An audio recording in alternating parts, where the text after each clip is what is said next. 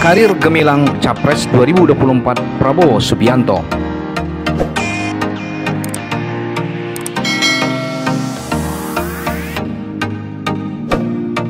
Siapa yang tak kenal Prabowo Subianto? Mayoritas masyarakat Indonesia mengenal nama ini.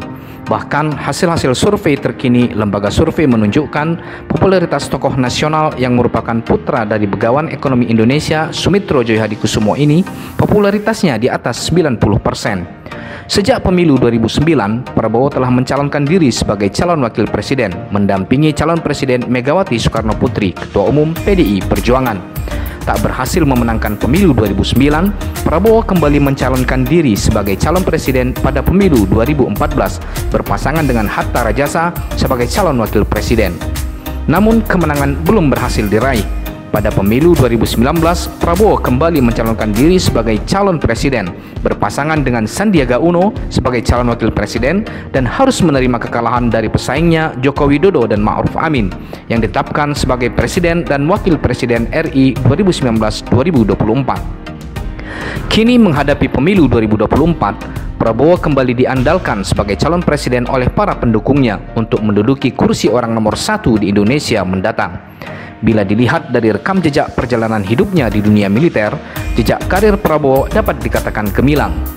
Prabowo mengawali karir militernya di TNI Angkatan Darat pada tahun 1974 sebagai seorang letnan 2 setelah lulus dari Akabri di Magelang.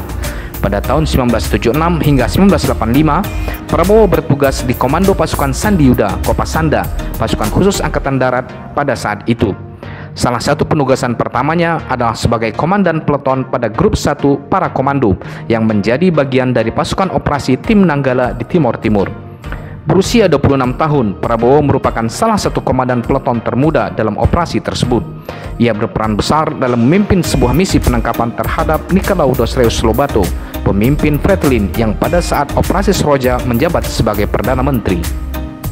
Pada tahun 1983, Prabowo telah menjabat sebagai wakil komandan pada Detesmen Khusus 81 Penanggulangan Teror di Kopasanda.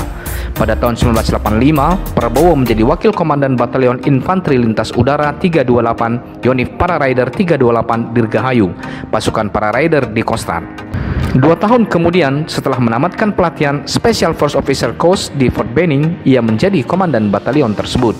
Pada 1991, ia menjabat sebagai Kepala Staf Brigade Infanteri Lintas Udara 17, Brigif Para Rider 17 Kujang 1 yang bermarkas di Cijantung.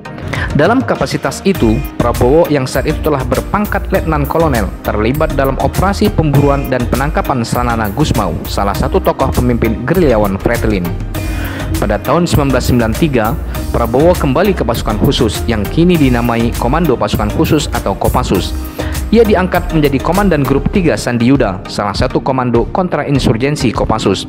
Ia seterusnya menjabat sebagai Wakil Komandan Komando dan Komandan Komando di bawah kepemimpinan Brigadir Jenderal Agung Gumelar dan Brigadir Jenderal Subagio HS. Pada bulan Desember 1995, Prabowo diangkat sebagai Komandan Jenderal Kopassus dengan pangkat Mayor Jenderal. Sebagai Komandan Jenderal, salah satu tugas pertama Prabowo adalah operasi pembebasan sandera Mapenduma. Pada 20 Maret 1998, Prabowo diangkat menjadi Panglima Komando Cadangan Strategis Angkatan Darat atau Kostrad. Di tengah peristiwa reformasi dan kerusuhan 1998, Prabowo diberhentikan dari jabatannya sebagai Panglima Kostrad tak lama setelah Presiden Soeharto mengundurkan diri dari jabatannya. Dan selanjutnya ditugaskan sebagai Komandan Sekolah Staf dan Komando atau Sesko Abri di Bandung, menggantikan Letnan Jenderal Arif J. Kumaat. Pada 14 Juli 1998, Panglima Abri membentuk sebuah Dewan Kehormatan Perwira yang diketuai oleh Jenderal Subagio HS untuk mengadili Prabowo atas 7 butir tuduhan terkait peristiwa 1998. DKP memutuskan Prabowo bersalah dan diberhentikan dari dinas keprajuritan. Setelah hampir 20 tahun absen dalam tugas-tugas kenegaraan, pada 23 Oktober 2019, Prabowo dilantik sebagai Menteri Pertahanan RI dalam Kabinet Indonesia Maju oleh Presiden Joko Widodo yang merupakan lawan politiknya pada pemilu 2019 lalu.